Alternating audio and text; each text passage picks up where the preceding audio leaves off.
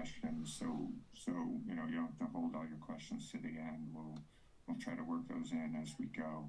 And the other thing that I'll offer, I'll include my contact information at the end if you don't have that.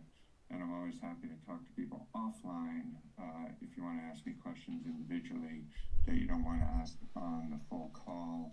I'll share my contact information at the end, and I welcome any calls afterwards.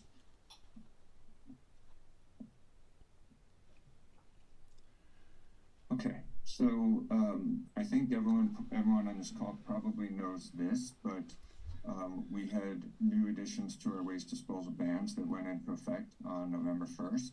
So these included the addition of mattresses and textiles as new waste ban materials, and also included reducing our comply if you're a business or institution that disposes of 1 ton or more of food waste per week. So if you're not familiar with this, I want to talk a little bit about how waste bans work in Massachusetts. I think a lot of folks on this call know this already, but just for context.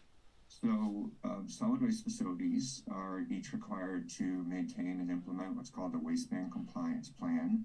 And that includes things like monitoring of loads, inspection, communication about failed loads. But then MassDEP goes out and conducts inspections at solid waste facilities, and we're responsible for compliance and enforcement. So when we see a load that has a significant quantity of any of the ban materials, we look to identify where that load came from, and most of the time issue enforcement against the waste generator where that material came from. Small percentage of the time, maybe 10% on average, we may do waste ban enforcement to a waste hauler, but that's typically only when a hauler took material that was separated for recycling or composting and mixed it with trash and delivered it for disposal. So most of our enforcement is against business or institutional waste generators. We do not implement waste bans at the level of individual residents. When we develop new waste bans, that's something that typically takes place and takes several years to develop and implement.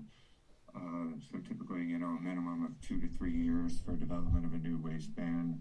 We always look to include, along with the actual waste ban regulations, include along with that technical assistance, education and outreach, and market development initiatives to provide support for the waste ban and help ensure that there are places for the newly banned materials to go. And as I mentioned, our primary focus is on compliance by larger generators, businesses, and institutions typically. With a new waste ban, which is where we're at now, we always emphasize compliance assistance and outreach out of the gate versus enforcement. We want to make sure everyone knows what's going on. We want to make sure people know that there's a new waste ban in place and have the opportunity to comply before we go out and start issuing enforcement. So always with a new waste ban, that's kind of how we start, and at least for the first few months, that's the mode we're operating in. And that also gives a chance for some of the issues that we're talking about today to get raised and cleared up and ironed out over time. If you're a solid waste facility, and you've not already done so, you need to make sure you have an updated waste ban plan that you submit, at least in some cases, submit to MassDEP. And this was due by August 1st of this year, so if that hasn't happened already, you should be talking with your regional office solid waste staff about doing that. If you're a transfer station that's not a C&D transfer station, you need to update your waste ban plan, but you do not need to submit that updated plan to MassDEP. There's just a certification plan that gets submitted. And we did do a presentation back in July. It was focused on municipal transfer station operators, but we have that up on our website. So if anyone's looking for more guidance on issues related to that, you can check out this presentation. I will be, for everyone that is participating today, I should have your email address from the registration, so I'll be sending out a copy of the presentation to everyone. We'll be posting it on our website as well. We have updated all of our wasteban web pages, and that includes our solid waste facility guidance document and sample forms. And for anyone that's involved with doing wasteban third-party inspections at solid waste facilities, we've also updated the forms for those wasteban third-party inspectors. I did also want to mention our recycling and reuse business development grants.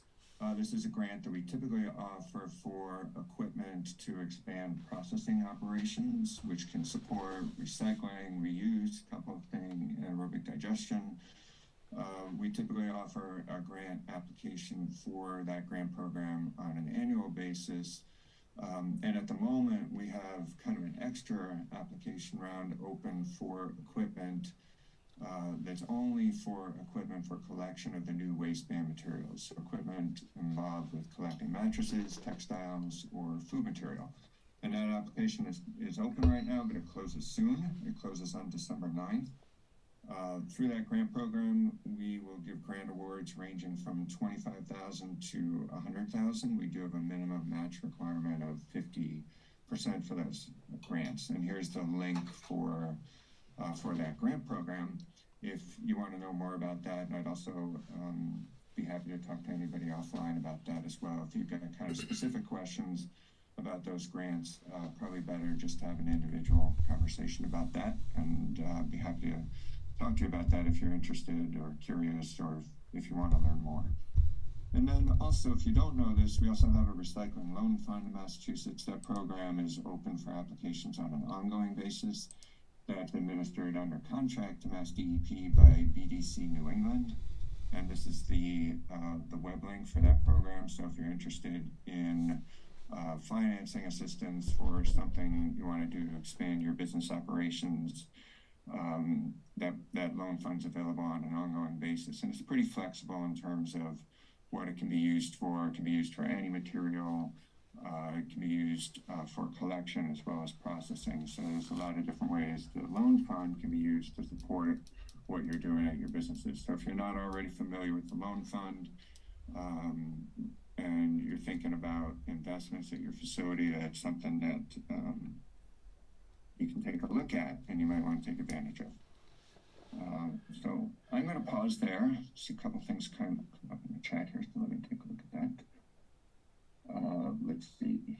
I'm trying to join. Sorry about that. I have just let everybody in who is trying to join. I apologize for the delay for those folks. My participant list had kind of scrolled down a little bit, so I was missing people at the top. So sorry about that. That should be taken care of.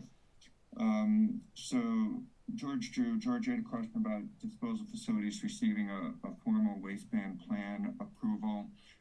I think in most cases that's being done through a presumptive approval form, but typically I think in most cases the regional offices were communicating back to facilities about their wasteban plan submittals. So if you haven't heard anything yet, I'd encourage you to reach back to the regional office and check in with them. I believe what we had talked about is typically getting back to a facility on their submittals. So if you haven't heard anything, I'd encourage you to check back about that with the regional office. Okay, yeah, I see Tracy received a letter approving your plans at Casella. I believe that was our general intent, was to approach it that way. And I think just in the interest of good communication, if you haven't heard anything, it's I'd like to think we'd get back to you, but if you haven't, probably worth checking back in just to make sure everybody's on the same page. Pause and see if there's any other questions.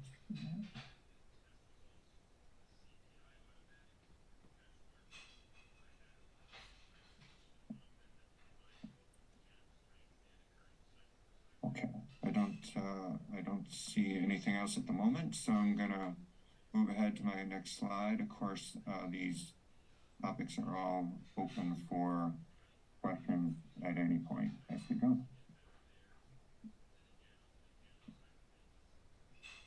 So next what I'm going to do is I got some kind of basic slides about each of the waistband materials. I'm going to talk briefly about each of the waistband materials in turn. There's a lot more that could be said about each of these materials. Probably could do a whole presentation on each of them. So I'm going to try to just scratch the surface on each of these and highlight what are some of the key points from my perspective, as well as some of the places where you can go for more information if you want to learn a little bit more about these materials and what we're doing relative to each of these materials.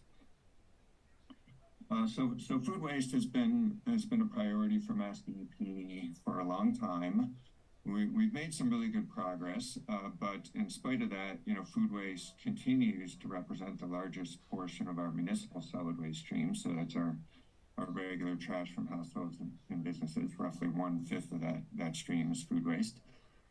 We estimate, and I'm going to emphasize the word estimate here, that the reduced ban threshold will add eventually, potentially in the realm of 2,000 entities to the food waste ban. I'm going to say a couple caveats about that.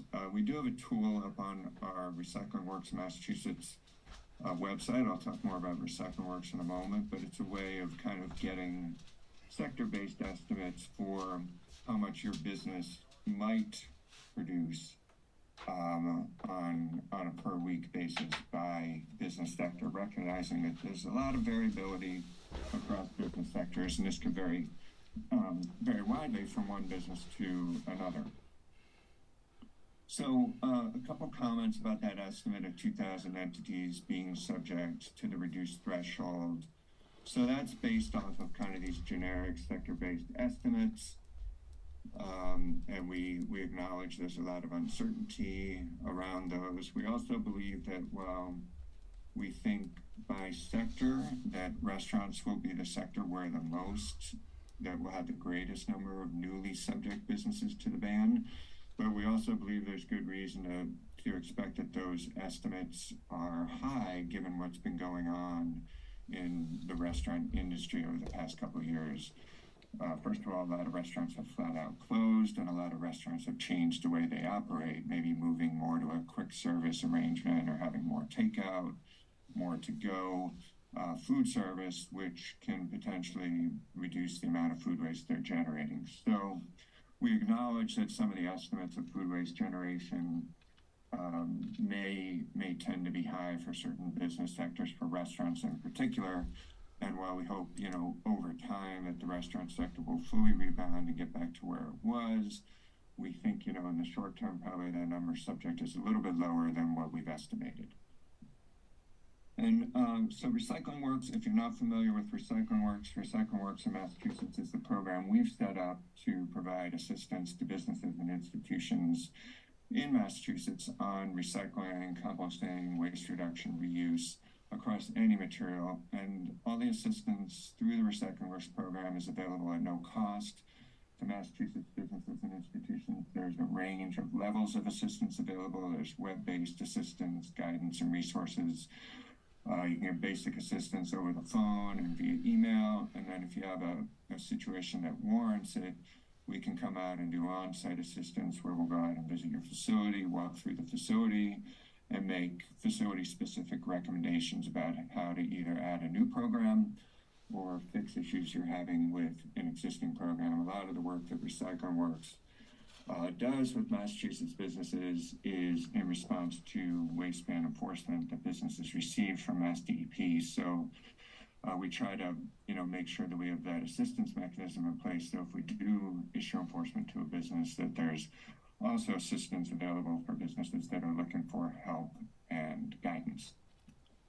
And I've covered that here in the food waste slide, but that holds true for any new or existing waste ban materials.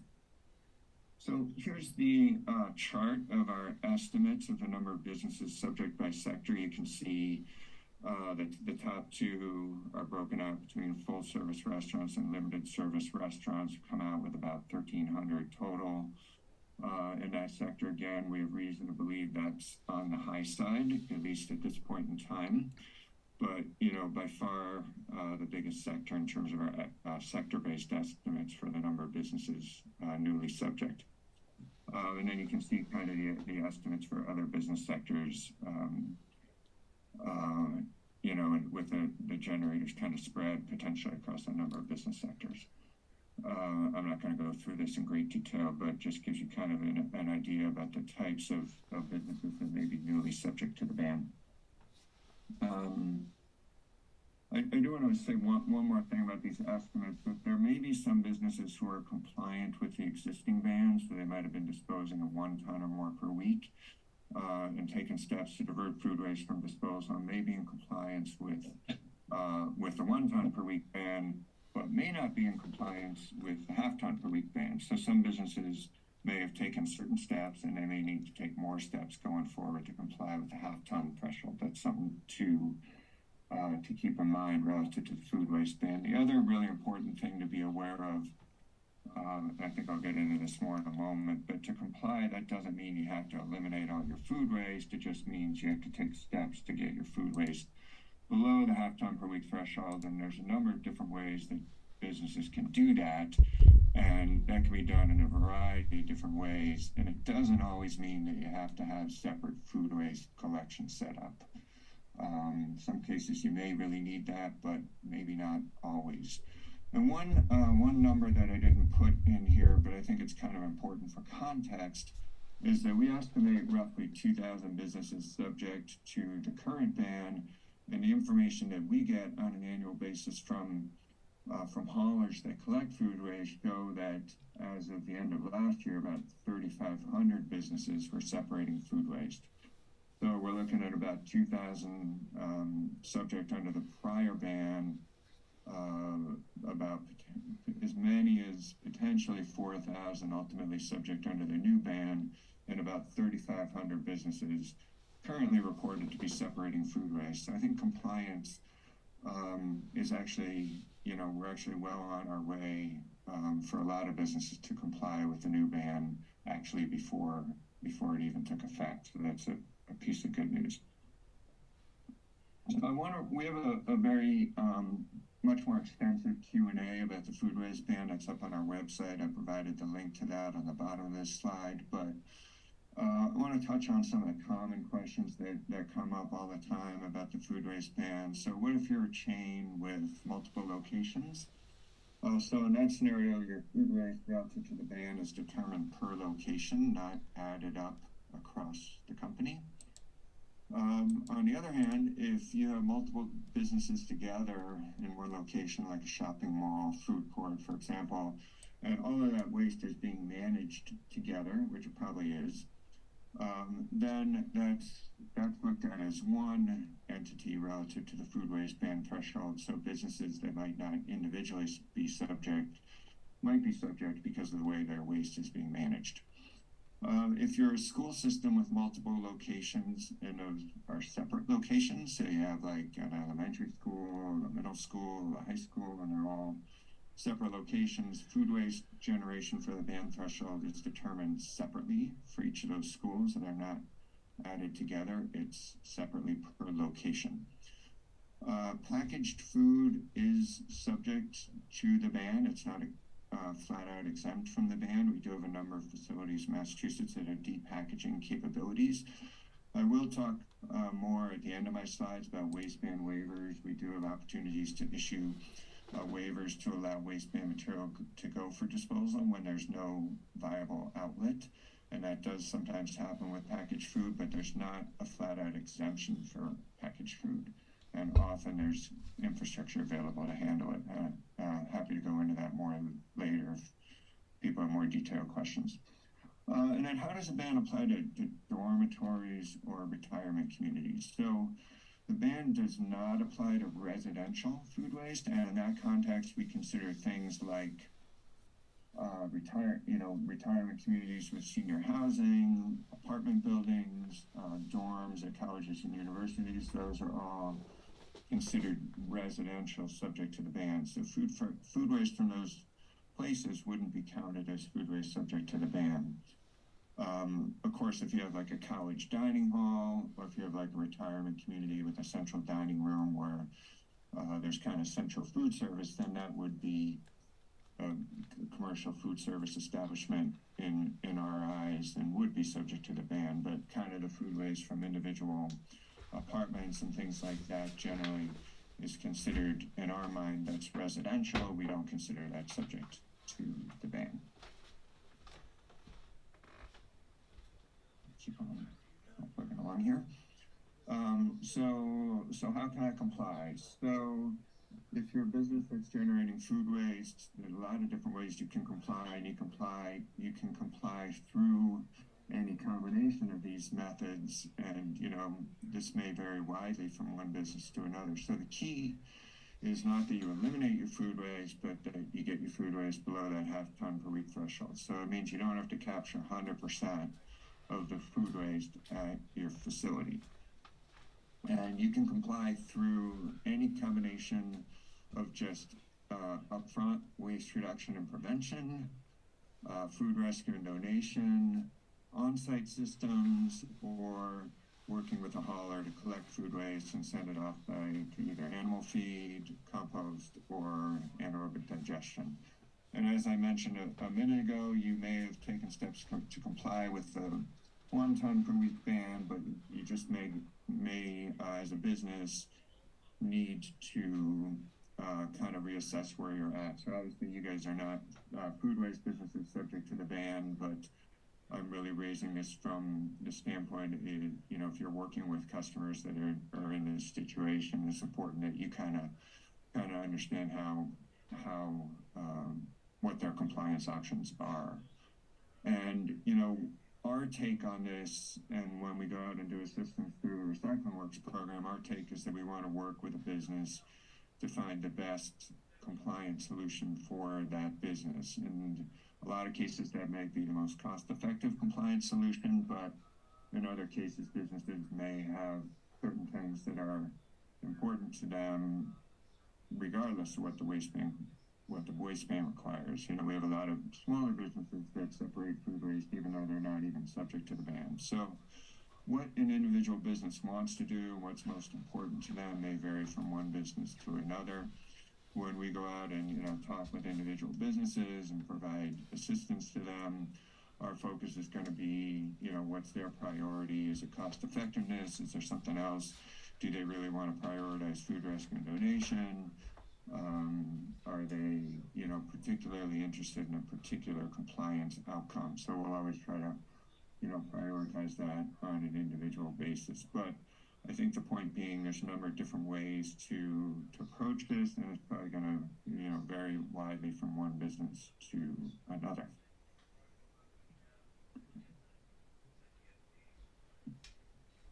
Okay, so let me pause there because I'm shifting gears to kind of a new material here. So let me see if there's any questions that people have about food waste in particular.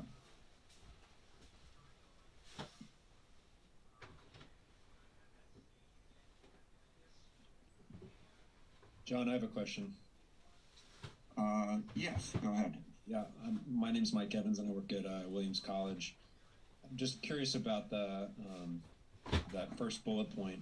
Compliance is to dispose of, and by dispose of here you mean throw in the trash less than half a ton. So we are obviously, I work in our sustainability office, we want to reduce as much as possible, but let's just say we were throwing just over half a ton per week in the trash. To comply, we would really only need to get down a little bit just to be under that half ton.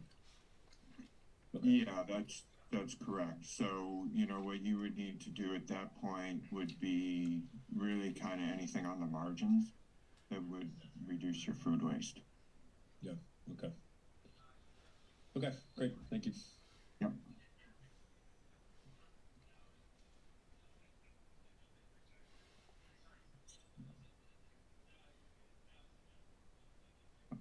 I don't see anything else at this point, so I'm going to move on to textiles here. Okay, so textiles, first of all, I think, textiles may not have been the best term to use, but it's difficult to find another term that kind of encompasses everything we mean here. So textiles is kind of, you know, a term that's used in this industry that we've kind of adopted and used in our regulations. But it's more than clothing. It's, you know, all forms of clothing. It's shoes, it's bags, it's towels and linens. There's a pretty long list of material that's kind of considered within the realm of textiles. And when I'm in doubt, there's a textile recovery association called SMART, and they have a list of materials up on their website that's basically all of the materials that they consider to be textiles. So anytime someone kind of asks me a question about, you know, the scope of textile, there's a regulatory definition that's kind of broad, categorical.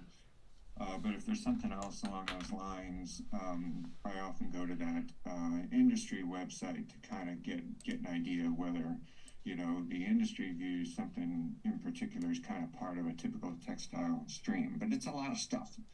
And looking at our waste characterization data, we show that we dispose more than 200,000 tons of textiles a year, really closer to 250,000 tons, which represents about 5% of our municipal solid waste stream. So it's surprisingly significant. Most textiles, and the industry kind of says roughly 95% of what they get has value in some form.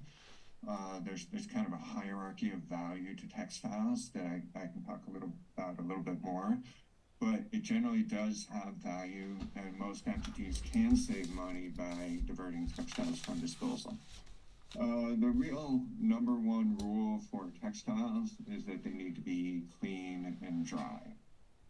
So if textiles are wet, moldy, or oily, they can and should be sent for disposal. I recently visited a textile recovery operation. I saw kind of the negative effect and problems if you get wet textiles in a load. It can negatively affect an entire load of textiles and make them wet and moldy. So definitely do not want wet or moldy textiles going for recovery. But otherwise, there's many more textiles can be recovered and have value than people think. Whoops, there. So, you know, I think I don't know if I put this point on my slide. So let me just kind of clarify with like the condition of textiles, some of the things that are okay for putting textiles into a textile donation or recovery bin include things that are worn or torn or stained or just flat out ugly. Doesn't matter. Those are all fair game and have value. The one thing you don't want to do is take textiles that are wet, moldy, or oily and put them in a textile recovery program. So when we define textiles in the waste ban regulations, we have specifically excluded textiles that are damaged in ways like that would contaminate and damage textile recovery programs. So there's a lot of collection programs for textiles out there. They include both charity, nonprofit, as well as private for-profit collection models. There are both curbside and drop-off program models, and sometimes both in the same communities. And as I mentioned, there's kind of a whole hierarchy of textile recovery uses that include at the top resale, donation, and reuse. But then there's also recycling uses, which include things like wiping cloth, grinding textiles for furniture, or car seat stuffing, carpet padding, insulation, uses like that. We do have up on our website a list of textile recovery organizations that are operating in Massachusetts. We posted this in August up on our website. These are kind of large textile recovery organizations. There may be others, and there's certainly kind of a whole world of textile recovery, including things like thrift stores and things like that. But this list includes some of the more significant textile recovery operations operating in Massachusetts. I'll share a little bit later some of the other outreach materials we have to share for looking for material-specific solutions. So it's a little bit about textiles, and happy to talk more about that. I do see Tracy, you've got your hand up, so let me pause and go to you and hear from you on your question. Sure. Hi, good morning, John. Can you hear me all right? I can, yes. Great. My question is specific to carpet as a textile. We have seen loads be rejected for facilities counting carpet as textile. Can I get your feedback on that? Yes, we do not consider carpet being a textile that's subject to the disposal ban, so load should not be rejected for carpet. That's not a waistband material.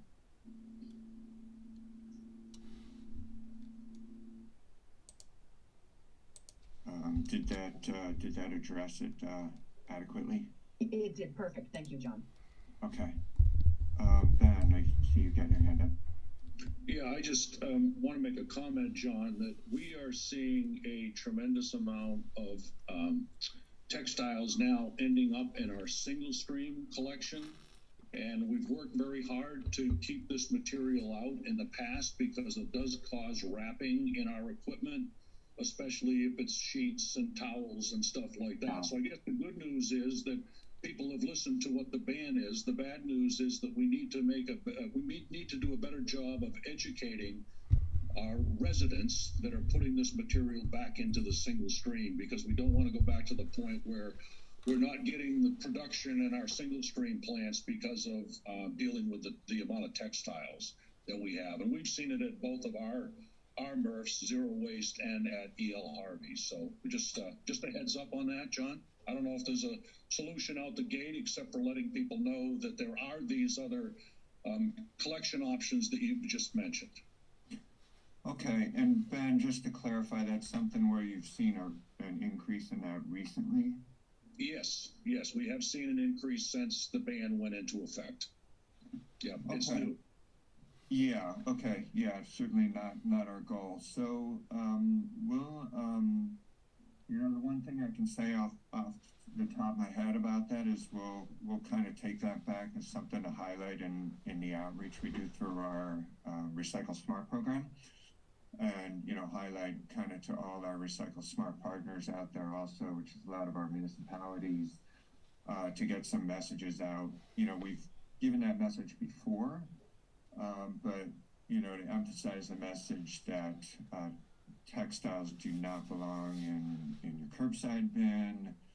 And we did put I'll share a link to this later. We did put a new link up on the Recycle Smart website. It's this system we have called Beyond the Bin that's intended to help residents find diversion outlets for materials that do not belong in a recycling bin, but we still want to divert from disposal, including textiles. So I think we have an opportunity to kind of co-promote those two messages. One, don't put your textiles in your normal recycling stream, and two, here's where you go if you want to find a place for your textiles. So I appreciate that. That's really helpful to know that's happening, and we'll definitely try to emphasize that message out to people. Appreciate that. Okay, I see a couple other raised hands, so let me go to Ricky next, and then to Phil. Hi, John. Ricky from DBI Waste Systems. Can you hear me? I can, yes. So I just wanted to, similar to carpet, is are couches considered in this ban? Like leather couches, cloth couches, and furniture? Yeah, couches or other furniture is not subject to either of these bans, and that actually includes. I'll talk more about mattresses in a minute, but the way we define mattresses, sofa beds are actually excluded from the definition of mattress for a waste ban. So any of that other furniture is not subject to to any of the waste disposal bans. Thank you. Yep. Let me see, Phil, I think you're up next. Hi, good morning. To pick up on what Ben was saying, most of the education is done by local recycling committees in conjunction with the towns, and it's a lot of work to write up new materials. I know there's recycling partnership materials, we've used those, but they don't always get through to people. What I'm suggesting perhaps is the state could do some very simple canned public service announcements, audio, and a couple of 30-second, 15-second video spots that the state would produce, that would be free for use by all the municipalities, that we could put on local cable, other social media clips, all that. Basically, you just create. I think you get what maybe you host it at the Springfield MRF, and then but the state produces and it puts them out on a website that we can all download for free, and they're just spots that would send us to Recycle Smart, recyclesmartmass.org, et cetera, et cetera. And that I think would be helpful to just get their word out, and it certainly wouldn't hurt if the state, put out some, advertisements in major publications once in a while, just literally buy space, and do that as well. So we're all doing our part, and we do have RDP money, and you have done some great work with the Recycle Partnership artwork, which is very helpful. But we've done some funny. I have a video that we did with don't put bags in the trash cards, so we produced it locally because I'm a producer. It was a lot of fun, but again, it's time and energy to do all that. So hopefully that helps. If you could do that, if you want to work on that, let me know. But I think that would be well received, and people could download them, and it's a consistent message and directs them to resources that you'd want them to go to get more information. Thanks. I appreciate that. We did, one of the things we did for the initial rollout of the ban is we did develop a social media toolkit for use by cities and towns, and I don't have the link for that immediately available, but I can share that out when I send the slides and the presentation post meeting. So that I'll share that out to you. That's not PSAs per se, so I'll take that back to our Recycle Smart outreach team and think about what more we can do to help get the word out. Even if it's the broad message about, don't wish cycle. Textile recycling is, but that doesn't mean you stuff them into the recycling carts. Maybe you could work with some celebrities that would, local celebrities in Massachusetts that would, be something you could target to different audiences as, public service announcements. I know that those, anyway, that's the thought. It's just people are not aware of the bans, even to this day. They kind of and if they do, they overreact, and as Ben noted, we get everything imaginable. Thank you. Yeah, thanks. So a question in chat, what provisions are in place to prevent banned items from simply being hauled to New Hampshire landfills? And same thing would go for other states. So our sphere of control, all we can control really is waste that goes through a Massachusetts facility. So if there's waste that goes through a Massachusetts transfer station or a disposal facility, we have control and the ability to conduct inspections and oversee compliance and address non-compliance for that waste. When waste gets hauled directly out of state, waste ban or no waste ban, we have no control over where that waste is going and what happens when it gets to those facilities. But one of the things about the waste disposal bans is when we develop these bans, they're really first and foremost a recycling market development initiative intended to really drive investment to improve our recovery, reuse, recycling, recovery options for these banned materials. And the goal is to reduce disposal of the materials everywhere. A lot of our waste disposal from Massachusetts does go to other states for disposal, and we're not just trying to reduce the disposal that's going to Massachusetts disposal facilities. We're just trying to reduce the overall disposal no matter where it's going for disposal. So that's certainly our goal. Jonathan Murray, I see you had a question if you want to unmute yourself.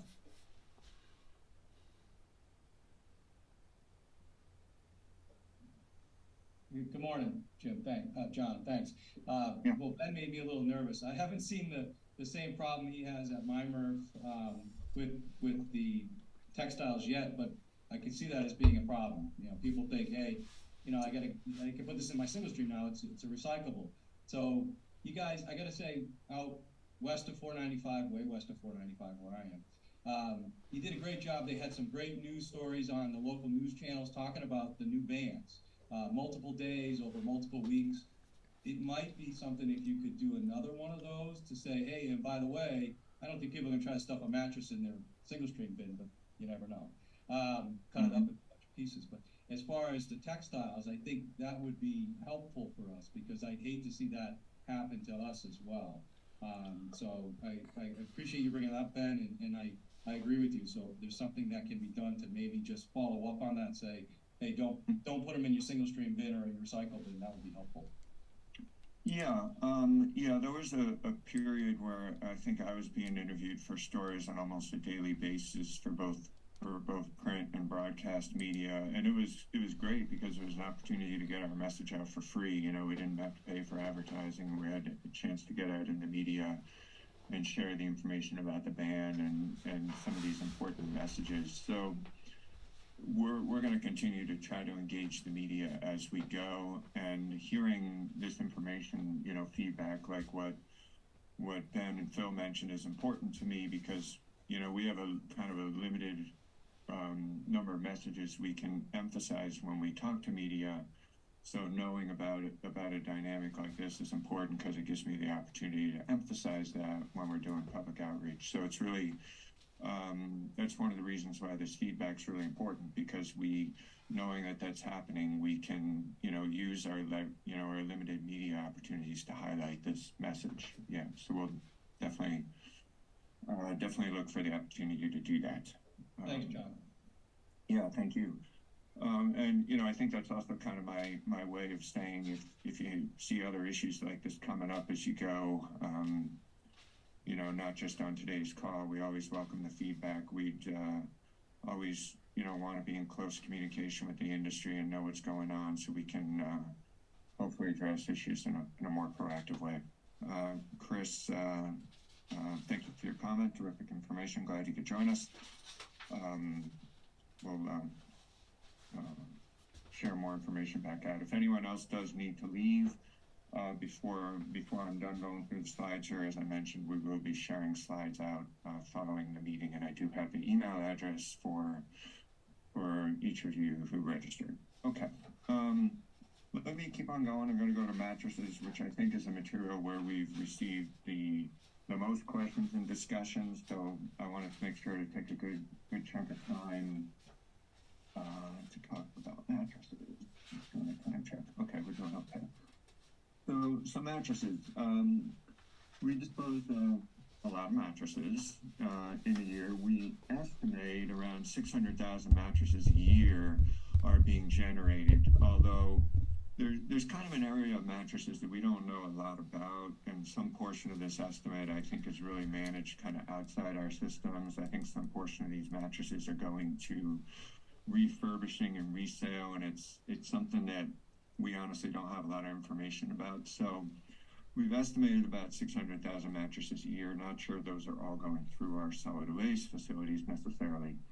Then we've estimated about 200,000 a year mattresses coming from the residential sector. When we define mattresses relative to the waistband, we mean all size mattresses and box springs, so even down to a crib mattress. This does include foam mattresses. It does include pocket coil mattresses.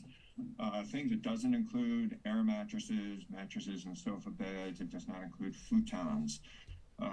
So some of those are some of the things that are not subject. And again, couches or other furniture is not subject to this ban. Our experience and the experience that we've been hearing from our mattress recyclers is less than 5% of the mattresses they receive are not recyclable. That's a really important point that I'm going to talk about more in a moment. We do have a growing capacity for mattress recycling in Massachusetts. We've estimated about 460,000 units on an annual basis right now. we know some of our mattresses recyclers are growing, and we have had interest in other companies coming in to recycle mattresses in Massachusetts. So we think we have a really strong, robust, but still growing infrastructure. I think all of you who are involved in operating solid waste facilities know about how mattresses are a bulky and difficult to handle material. I know in particular our municipal waste combustors have problems processing and handling mattresses. And I know landfills don't like mattresses either because they take a lot of space for their weight. And going back to the first point here, we estimate, only about 16,000 tons of mattresses a year, which compared to like 250,000 tons a year of textiles or 1 million tons a year of food waste, not a big tonnage impact, but a really big impact in terms of their volume and because of the handling challenges they represent at solid waste facilities. And for that reason, most solid waste facilities have been charging mattress fees for some time. I'm not going to go into detail on all of this, but we do have a statewide contract for mattress recycling services that's in place and available to any public entity. And there are other mattress recyclers that are not on state contract. And we have what I believe is a more complete list. Still don't know if it's 100% complete, but it's everyone we know of. And that's available through our Recycling Works program. So we have a really good, robust mattress recycling webpage on our DEP webpage. And also we have this recycling service provider database that's available through our Recycling Works program. Okay. Here. So this is a link to our one of the sections of our web page on mattress collection and recycling. We have a lot of guidance up there for cities and towns. That includes information on the state contract for mattress recycling. We have a guidance document, both a short version and a long version for municipalities about different ways they can get involved with providing recycling options for mattresses for their residents. They don't necessarily have to pay for and fund a program themselves. So we've laid out a number of different ways that can work. And we have an FAQ document. We have things like an example bill of lading up on that website. So there's a number of resources that, if you're not familiar with, I'd encourage you to take a look through that page. We've expanded it recently, and we'll continue to expand it as we think we need to emphasize new information out to people. Okay, so contaminated mattresses. So this has been the source of probably the single greatest source of questions and confusion around the new waste ban. So I want to take some time on this. So as I mentioned a moment ago with textiles, we've defined the mattress waste ban. So if a mattress is wet, moldy, or infested with bed bugs, those are excluded from the definition of mattresses under our waste bans. So what we had said in the guidance leading up to the waste ban is if you've got mattresses like that, what we recommend doing is, document the number, document the condition, tell us how you're storing or be prepared to tell us how you're storing and managing them to prevent contamination. And that was going to be good enough for us. And of course, what we said is it's not acceptable to, store mattresses uncovered outside and then send them for disposal because they're wet. Hopefully that's self-evident, but, this kind of means that if you're getting a mattress that's contaminated and needs to go for disposal, it's came to you contaminated. It's not contaminated because you mismanaged it. Because if it's the latter, then that's on you. But if it's coming to you contaminated, clearly non-recyclable, then our feeling was, those are mattresses that can go for disposal. But given the reality of how this system works, when you get a mattress and a load of trash, it's obviously not totally clear whether it was contaminated when it went into the trash or whether it was contaminated just by virtue of being in a trash vehicle. So, we realized that, you know, there's kind of some questions and confusion and lack of certainty from the perspective of either a solid waste facility or a solid waste hauler or both, relative to when you get a mattress, not wanting to collect a mattress in violation of the waste ban and not wanting to accept mattresses in violation of the waste ban. So recognizing that, we've done some additional thinking and work around this that I want to take some time to talk about. So what we had said, you know, if you have these contaminated mattresses, you can send them for disposal. What we definitely wanted to say is, like, that does not require a MassDEP waste ban waiver. I'll talk more about waste ban waivers in a minute, but waste ban waivers are specific approvals we issue to allow materials subject to the waste bans to go for disposal. And we felt very clearly, both from our perspective as well as for the benefit of everyone else in the system, we do not want to be responsible for receiving and having to process and issue a waste ban waiver every time there's a wet or moldy mattress out there.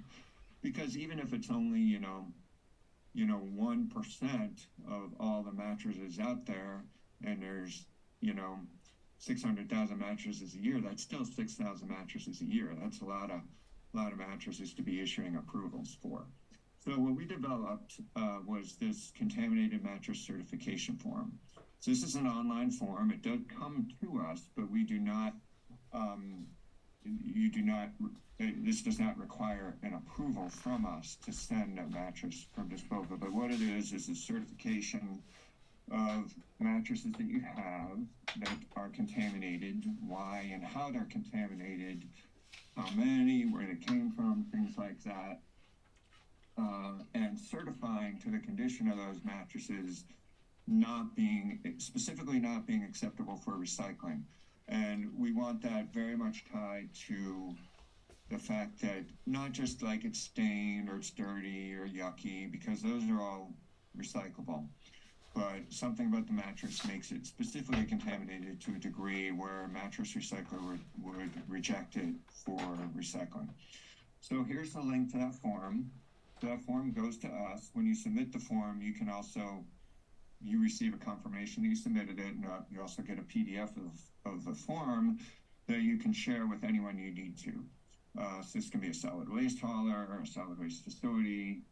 Receiving the form, it provides documentation and assurance to those entities that are receiving it that it's okay, and that if they receive mattresses with this certification, that they're doing that in a way that's compliant with the waste ban, and they're not going to be subject to MassDEP enforcement for receiving that mattress.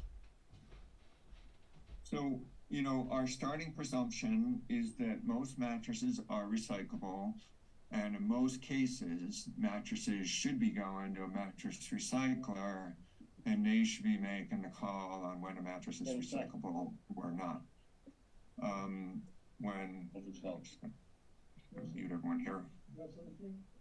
So, or generally, if a mattress is not going to go to a mattress recycler first, and it's going to go direct for disposal, we want someone who's familiar with mattress recycling requirements to be making that call, essentially. So it shouldn't just be an individual resident saying, I got a contaminated mattress, I want to send it for disposal as trash. When I say disposal, kind of throughout, I mean trash disposal.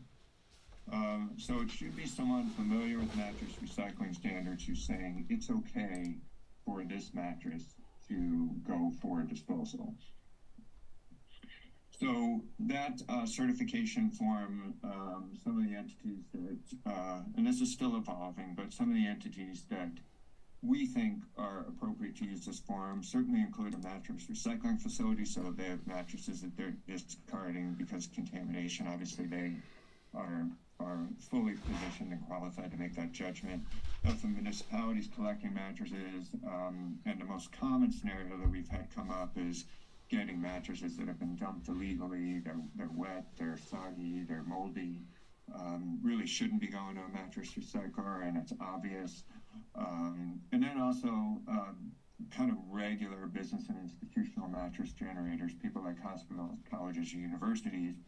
And basically anyone using this form should be either with or working with a mattress recycling operation and should be familiar with the mattress recycling acceptance standards to ensure that when you're saying a mattress is recyclable, it truly is non-recyclable and not just kind of yucky looking.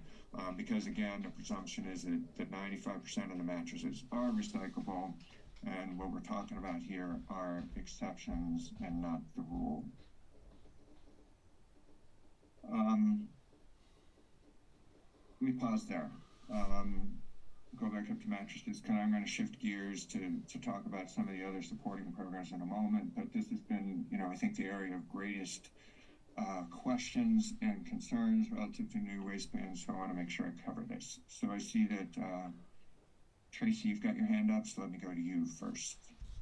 Great, thanks, John. I kind of have a two-part question. Some things that have come in from our facilities through our customers and third-party users of those facilities. So the first one is, we are working with the mattress recyclers, both sending them material and accepting material.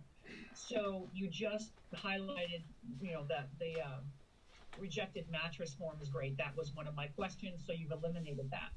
But in the case where I've got a mattress recycler who has either bales of foam or bales of, ticking or fabric that can't be recycled due to the fact that it's soiled, I think it's pretty clear that those can come for disposal from what we've talked about and what I heard here today. But my concern is, we have a high frequency of DEP waistband inspection at our facilities. And if material's going to be coming in baled, and there might be confusion from my own staff, I'm worried about how that would play with a DEP inspector on site. How we could work to communicate those materials. To your point, these need to be people who are working with mattresses and understand the acceptance standards. And I firmly believe that our mattress recyclers are those people. And if they feel they've got stock that can't be recycled and go into the market, then we are the right place for them to come. So what would you say to that? So first of all, I would agree with you. Issues like this, by the way, are one of the reasons that we don't jump right to enforcement with a new waistband, because it can take some time to work through things like this and, work through the communication and make sure everyone's on the same page. So yes, I would say if you're specifically talking about residuals from a mattress recycling facility, that should be okay for you to accept, and that shouldn't trigger a waistband compliance concern on your part accepting that material. I think one of the things that we also need to do is communicate with everyone internally at MassDEP who's involved with doing waistband inspections. And I did do a meeting with all those folks upon the initial rollout of the ban, but I think in the wake of this meeting, I'll do another meeting to make sure that we're all on the same page when we're going out and doing inspections about what we're looking for and what are some of the cases where it's actually okay for this material to come in to a disposal facility. So I think that's on me to go out and coordinate with our waistband inspectors and make sure everyone's got a clear message about that. I think what you've proposed to accept based on the way you've described it, I think it's okay, and that should be acceptable and in compliance with the waistbands. The one other point I'll add to this that's a related point, and I just want to pause and make sure I answered your question, is sometimes that can happen with the textile recovery operation as well. And you might get a load from a textile recovery operation that they're sending for disposal because it's a stuff they've gotten that's wet or moldy or otherwise non-recoverable. Going for disposal may look like a big load of textiles that should receive waistband enforcement, but that's where we need to look at the source and understand the source and where it's coming from. So that's on us as well to really kind of dig into that a little bit and understand a load before we jump to enforcement on it. So that's something that I'll make sure we're communicating to our inspectors as well. But let me see, did I adequately answer your question? You did, and I had referenced the waistband fact sheet that you have out on your website, which has been very helpful. is that it does require that if a mattress recycler or a textile recycler, that they have to be able to track the quantity of that material. So you should be able to close the loop. But I think what has kind of happened in the first month, this first rollout here, is that, you know, our facilities have been trained on the new waistband, and they're seeing some of these loads come in, and it's a little bit of a shock of, whoa, you know, how can we handle this, or should we handle this? So thank you. You did answer my question. My second part to the question has to do with those who are manufacturing mattresses. All right, so they have some raw cuts, you know, from all the different types of material they're using to make different mattresses. And again, this is a little bit leaning on their knowledge to deem that it's not recyclable for whatever reason. They need to get a waiver for that material. And they'll go through the process with you. You'll either say yes or no. But in a case where a customer that's their line of business, so they're generating this throughout the year, forever, how would a waiver look in that case? Is it something that you think might need to be renewed every year, that we would need to keep track of? Or would this be, you know, one waiver that stands for the material indefinitely? Yes, that's a good question. So the way the waiver regulations are written, they're actually called exceptions in the regulations, but we kind of in implementation use the term waiver. They were kind of written with a to be case specific or really load specific, and that's a lot of the waivers that we do. But we do get situations like this where someone has an ongoing generation of a material that they produce. Yeah, they produce it on an ongoing basis, and it's non-recyclable on an ongoing basis, but it's still definitionally a waistband material. So we have written waivers where, you know, we've kind of taken some license with that and said, well, we can't write a waistband waiver for every load. So what we do is we write it for a period of time. The longest we go for with a waiver is up to a year, and then we say you just got to come back to us because we just feel like we don't have the ability to kind of write like a permanent waiver. And we also feel like, you know, it's important to reconsider these waivers and not just have them carte blanche forever, because sometimes recycling alternatives change over time. And certainly in a scenario like that, our starting point would be like, is it really not recyclable? So that would be kind of the first question we'd ask is, you know, say, you know, like we do with any other waiver request, how have you tried to recycle it and where have you looked to recycle it? And let's, you know, give a little greater scrutiny to that before we issue a waiver. But then that's typically how it works. We can issue a one-time waiver or we can issue it for a period of time. The longest we go is up to a year. So then we say, come back to us and, you know, we'll talk again in a year, basically. Perfect. Thanks, John. I'm all set. Thank you. Okay. I have lost track of the order here, so I'm going to just go as how they come, as they show up for me. So I have George Drew next. Hi, John.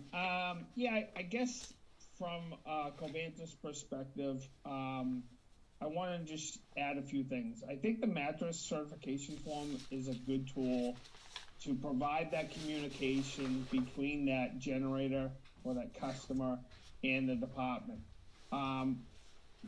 We don't look at this form as an exemption. We look at every mattress that comes in a disposal facility as being a failed load. We document it, and that record then becomes information and data that the department then uses, like with other waistbands, to look at who's bringing in materials and look at where are there opportunities for diverting that material as far up the chain as possible to allow that material to be recycled. And so I think we look at it as we're going to fail it so that we can provide the data. But something like the mattress certification form will then can then be used by the inspectors at the department to say, oh, I understand why this customer or why this municipality sent it, and there's not necessarily a compliance issue. But I just want to make sure that everyone recognizes that we're at the tail end of this process. Mattresses provide a great opportunity to look at things up front because they're so big they're so visible on a curb that you know that there's a mattress there. It's not like something you can sneak in a bag that may or may not be found at the disposal facility. So I think even though this may not be the largest volume of material in the waistbands, it's definitely material that has high visibility, kind of like white goods, right? That has some great opportunities to be recycled. And like I said, we want to be part of that solution. But from where we stand, we have to fail them so that the data is created and we stay in compliance with our waistband plans. The other thing that I think was mentioned is if we have a recycler that or a municipality that is going in and picking through collected mattresses and saying, all right, this one can be recycled, this one needs to go off for disposal, we really need to manage those loads, those trucks, differently. Our facilities are not designed to turn a truckload of mattresses into energy.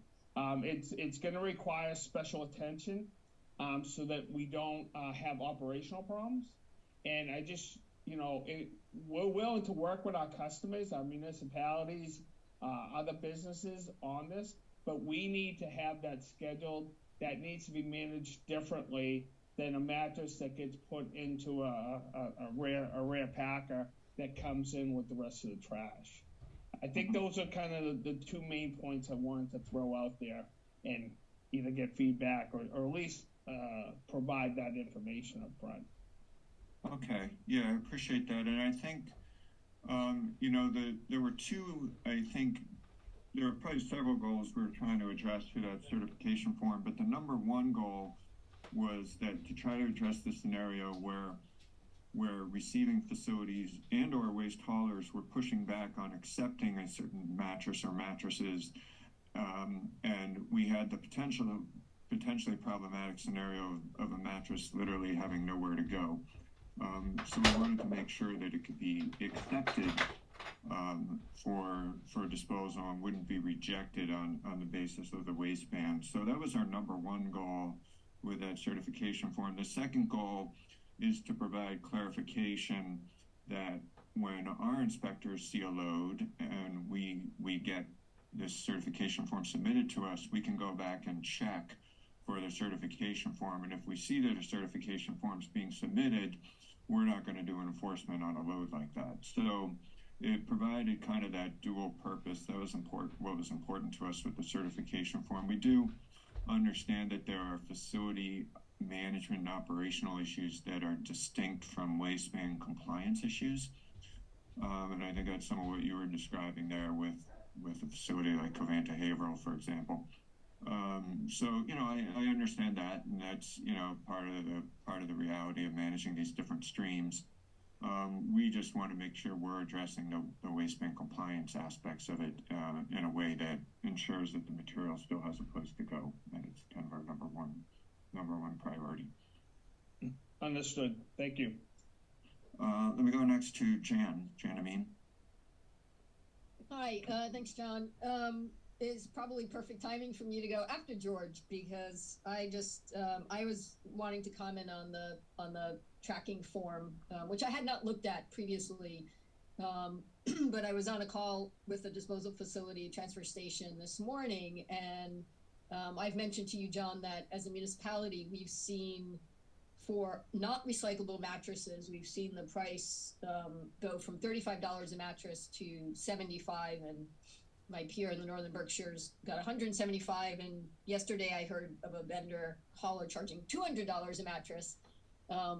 So, what I heard this morning was the reason they're raising the price is because it's actually really cumbersome and labor intensive for them to have to pull that mattress out and figure out where it came from, which load it came out of, and then complete and fill out that form and track it. And so here's my question, and it's interesting because George made it sound like he loves that form, or that it's helpful. And I guess I would just ask DEP to consider whether there's maybe an option that's a little bit more streamlined. something that's just a checkbox or something that can be, you know, is more of an actual, not a multiple entry form, but something that facilities are just keeping a log, basically a log book. Okay, we had 5 mattresses come in that were, you know, disgusting and needed to go for disposal today. But, you know, and then if you folks look and you see, oh, this facility seems to be having 25 dirty mattresses every day, well, then maybe you do a waistband inspection, or maybe you look to see where they're coming from. But, you know, to fill out, anyways, it just seems a little bit over the top for me when I looked at the form. So if it works for people, for the folks on the ground, that's great. But if it's the kickback is the price for municipalities is going to go up because now they have to fill out this form. Just put that out there. Yeah, so that's actually a really helpful question, because the answer is, as far as I'm concerned, they don't have to fill out this form. Solid waste facilities, any solid waste facility that's implementing the waste bans, has these ongoing monitoring and inspection requirements. And that literally is what you just said. It's a checklist to say, hey, we got this load and it contained this banned material, and here's what we did with it. So that does not require completion and submittal of this mattress certification form. In fact, we don't require anybody to use this form, but it was designed to try to address the situations and break down the barriers and really provide assurance to a solid waste facility or a solid waste hauler that it's okay to receive a particular mattress or mattresses. We had actually added this certification form at the last minute because of those concerns that were coming up, actually after November 1. But so our intent was not to require use of this form by anyone, but to provide the form in scenarios where it would be helpful in communicating information about a particular load or loads that was causing concern. So that was the intent of that form. And certainly for general solid waste facility waistband compliance plan purposes, solid waste facilities are not required to use a plan like that, and our waistband guidance document doesn't talk about using that form. But just as a follow-up, I think what I'm sensing in my conversations with the transfer stations out here is just that they don't want to be on the wrong side of the waistband. And so, you know, if DEP says we have this form, I think they think they have to fill it out, or they don't know. So it may be just additional education from the regional folks, like, hey, you don't have to use this form. Because what I'm sensing is everybody's trying to be super careful not to get on the wrong side of the waistband. So they're going to the extreme to be safe, which then creates costs, you know, all the way down the line. Okay, that's helpful feedback, and maybe we can work to try to communicate that a little bit better and communicate our expectations a little bit better. So we'll talk about that more and work on that. I think that's I appreciate that. That's useful information. I'm going to go to Matt Hughes next. I haven't heard from Matt yet. Go ahead, Matt. Yeah, hey, thanks, John. No, I'm kind of confused, or you're probably going to clarify it, but if we have a truck that shows up at our scale that the guy says it's a load of contaminated mattresses, or gal says it's a load of contaminated mattresses, and they don't have that form, we're not going to accept that load.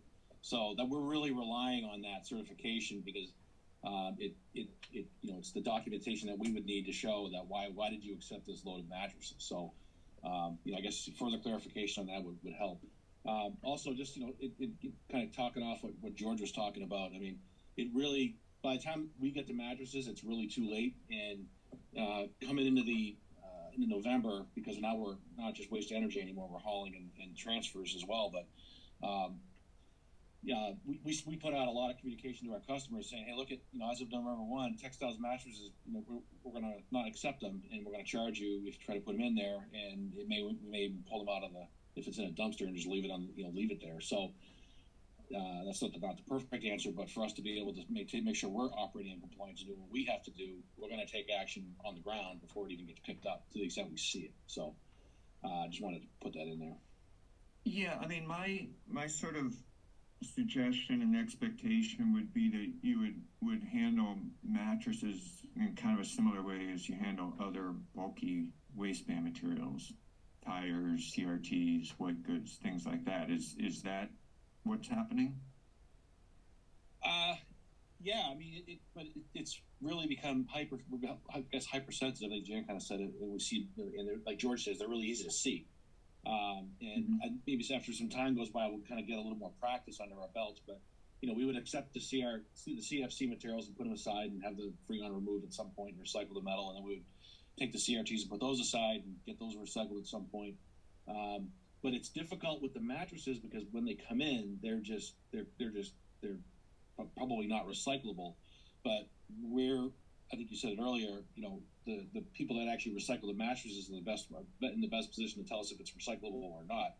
We could assume it, and but typically we would document the load failure and accept the mattress, and because it's just not going to be able to get recycled.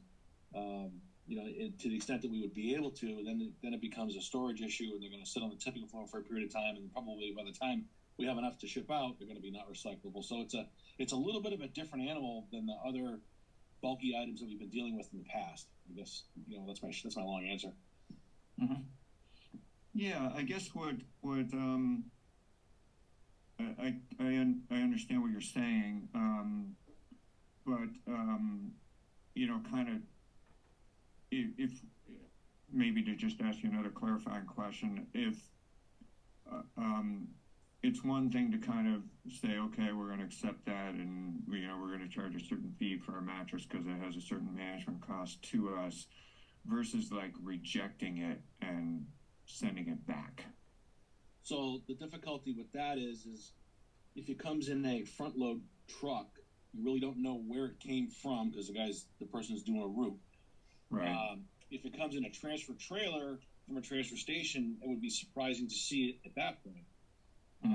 So I guess the best case would be if it's an open top roll off that was at a site, a house demo or something, that in that instance we would be able to identify it, but it's going to be few and far between. I think we're going to be able to say that's your mattress, come and get it. But if at the same time to be able to reject it, at that point we would be able to throw it back in the truck and send it back to where it came from, typically, but not in every case because it's got to go somewhere. So like say we're picking it up at a customer, bringing the load to one of our facilities, it's got a mattress in it. Well, then we're back to taking it out and putting it off to the side and holding on to it until we have enough to get rid of. So these two items are very different than what we've been experiencing so far. So I think it's where a lot of the trepidation's coming in is it's kind of a new area for us to have to figure out how to deal with it correctly and be in compliance with the waistband plan. Okay. Yeah, so I think I understand where you guys are coming from. I think the thing that both you and George said, and I think is generally or is often true at least, is that sometimes by the time you get it is often contaminated or likely contaminated to the degree where it'd be non-recyclable. That's certainly often going to be the case. So I think what we're trying to avoid is a catch-22 type situation where it can't go for recycling and it won't be accepted for disposal. That's the scenario we're trying to avoid. So that if when you get to a scenario where a mattress can't be recycled, then the next logical outcome is that it go for solid waste disposal.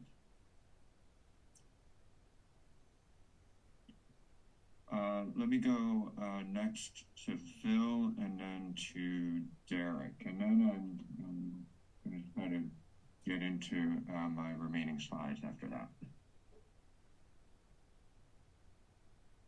We're going to try to keep it simple. We take mostly ash, so we don't get mattresses in the disposal load, and we have one contract, town of Falmouth curbside and the town of Bourne curbside. So really don't expect to see a lot of mattresses. We do recycle thousands of mattresses a year through our C&D transfer station, and that is we've been doing that because we did receive the regional grants 6 years ago. So we've got a system well established, and we had to just reassure everybody that nothing's changing. We're making the decision However, I've instructed our operators that we do have a scale code for mattresses for surcharges that we had before. That will remain for mattresses that are clearly have always been, even when they were put into load, contaminated to the point where they cannot be recycled. That would be a disposal item. That's a surcharge. But if it were clearly something that could have been recycled and we could pull it out, that's a failed load. We're going to document that with a separate code, write a letter to the generator, the whole waistband plan thing. So that's the way we're not using that form. And we got it all to scale. And it just, that's the way we do it. It's been working very, very well. If we have people showing up with a 100-yarder full of mattresses, we're not set up to be your mattress recycling facility in that sense. We're just going to, I'm going to have a handout for the scale that says, here's the 6 people on the state contract, drive to them directly. That's what they're set up for. So I hope that helps some of the other disposal sites. Again, we're the rarity of the landfill, maybe Cripple Hill, Marissa, you could pass that on to Scott. And so, but just trying to keep it simple for our operators. We don't expect to see a lot because we do a pretty good job, but it is somewhat of a judgment call. If it can be recycled, we'll pull it out, we'll recycle it. That will be an attempted fail. That would be attempted disposal of a recyclable mattress. That would be a failed load. Otherwise, it will, it's clearly sopping wet. It's not going to be a fail like they told us. Our DPW is going to pick up some stuff in the woods. We're not filling out forms every time. We're just going to make a note of it. So I hope that helps. And one other question on processing. I didn't get clarity on the last call. Jordan's Furniture, for example, they go out, deliver a new mattress, bring back the old one, and they grind them up in their back office, their back warehouse, and recycle the metal and the best they can. Is that going to qualify, or are they going to have to send them out for filleting and all of that to third parties? Yeah, well, we've, that sort of gets into a gray area, but what we've said is just kind of taking a mattress and grinding it doesn't necessarily constitute recycling, so we might have to have some more conversation about that. But I got to jump ahead here. I'm running out of time, and I got a couple more slides I want to be sure I cover. I see, Derek, you've got your hand up, but I'm just going to try to get through a couple of these additional slides real quickly, just make sure I cover everything. I actually don't know what happens in Zoom when I reach the end of my time, so I don't know if I get kicked out or not. We'll find out. All right, so Recycle Works Massachusetts, just a reminder about this program that's out there. I won't spend much more time on this. And again, we do, grant and loan programs, which I touched on already. This, we mentioned already, and earlier in the chat, Kathy Mirza put, I think, a link in about our social media toolkit. We also had a recent newsletter from our Recycle Smarts program that focused on the new wastebands, and then we do have this new Beyond the Bin listing system via Recycle Smart that kicked off November 1. So I think we're continuing to try to populate the listings in that system. It's not as complete as we'd like it to be, but we'll keep on working on that, and that should be a good resource for potential outlets. Waistband waivers. This has come up a couple points along the way. These are not required for contaminated mattresses or textiles by the way those materials are defined, but there are other cases where waistband materials, and this could be any waistband material is normally subject to ban, requires disposal for some reason. This is some of the information that we're going to ask for in that type of scenario. The main thing is we want to know why it's not recyclable or otherwise divertible, and who you contacted to kind of do a due diligence to make sure that's the case. We need to know things like where it's coming from, the amount, the date or dates, the hauler, and the receiving facility. We typically will issue a waistband waiver approval. When we do issue them, they go to a waste generator, and we copy the hauler and the solid waste facility. You can always talk to me, but we also have 2 other contacts in our Boston office who handle waistband waiver requests. So if you think you have that scenario, you can come and talk to us, but just be aware we're going to ask you some questions about it. And, we only want to issue a waistband waiver as a last resort when a material, there's no other option but to send it for solid waste disposal. And then for more information, these are some of the links. Don't worry about getting these down because I will share the presentation following the meeting with all of you, and you'll have all the links. This is my email address here. If you have my phone number in the office, it no longer exists. So if you need to reach me by phone, MassDEP now has all of our staff have state-issued cell phones. This is my MassDEP cell phone.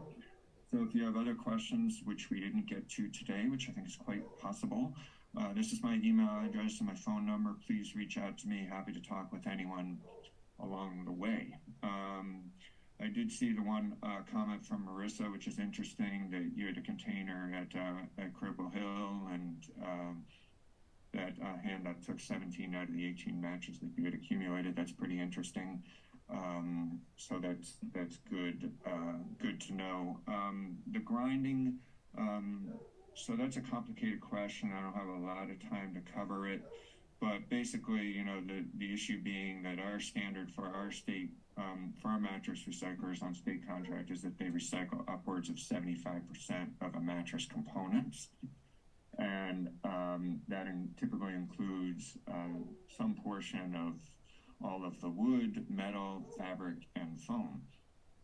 So that's kind of our standard for mattress recycling, and we're looking to basically apply it to any mattress recycling. The one exception is if you do have these mattresses that are contaminated, and we're confident that that's been documented properly, certainly it would be preferable to shred those and recover some portion of at least the wood and metal versus the entire mattress going for disposal. So there may be some room for a mattress, kind of simple, basic mattress grinding operation, but our expectation would be that would be contaminated mattresses only. So that's a topic we can talk more about down the road. We probably don't have more time for additional questions, but I did want to just try to go to Derek real quick since you had your hand up earlier. Thanks, John. Just pertaining to the waistband items, like we've been talking, like a couple other folks had mentioned earlier, SAC Environmental does the third-party inspections at the combustion facilities, and our inspectors, they won't see the mattresses or the textiles until they get to the facility when they've already been contaminated by whatever else is in the load. So is there anything that our inspectors should be doing in order to see if the mattress or the textiles that were contaminated or uncontaminated, or should we just assume that it's a contaminated load that we should be calling out as a failed load?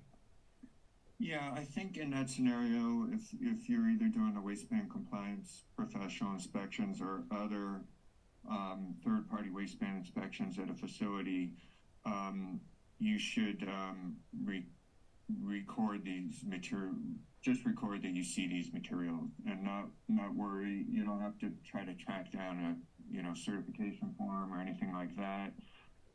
It's not really on you to make a judgment whether it's contaminated or not contaminated. I think going back to what George Drew from Atlanta said about documenting these loads as field loads, I think the same would hold true for a third-party inspector. So say, yes, this load contained, one mattress, two mattresses, whatever it is, and that's just a point of information for us to go back to. So my recommendation would be to record it and don't try to figure out if it's contaminated or not contaminated. I just saw a comment or question from Sherry Goslin pop up about box springs. Yes, box springs are part of our definition of mattress, so the same would hold true for a box spring.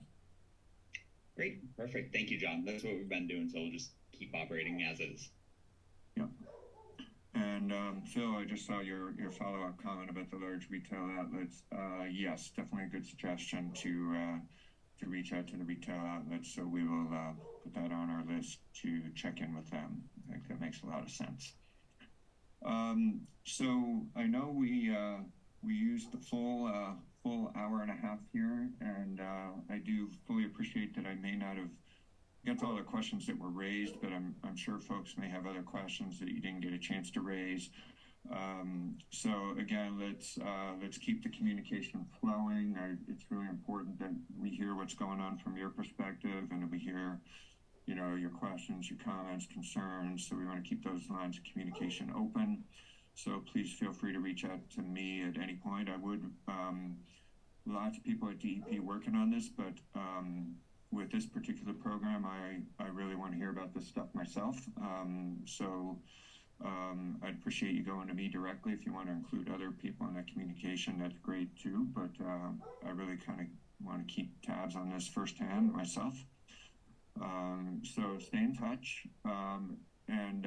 If we feel like there's more questions popping up or need for more time for discussions and Q&A, we will absolutely schedule another session. This is easy for us to do via Zoom. So if I'm sensing, or if you guys are telling me that you need more time to talk about this stuff, we're certainly happy to plan another session along the way. For anyone I don't talk to, we got the holidays coming up. If I don't talk to you before the holidays, hope you have a great holiday season, and stay well, and just keep in touch if there's anything you need from us. Don't hesitate to reach out, and we'll keep talking. So thanks everyone for your time today, and hope you have a good remainder of your day and a good weekend. Thanks for joining. Thanks for